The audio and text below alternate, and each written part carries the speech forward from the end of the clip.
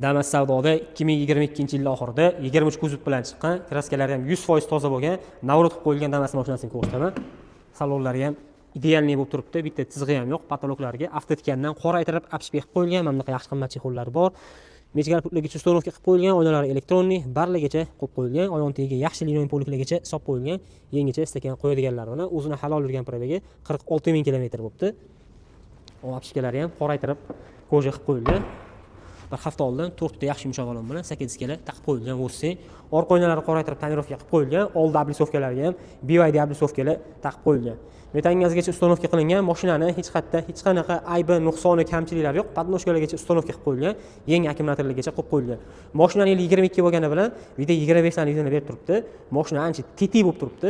Kraskasini, probegini ko'rib, ko'rsatib tekshirib olasizlar. Olib mazaq haydashingiz uchun $5750 bo'lsa berib yuboramiz. Olib foydalanib qoladigan joyi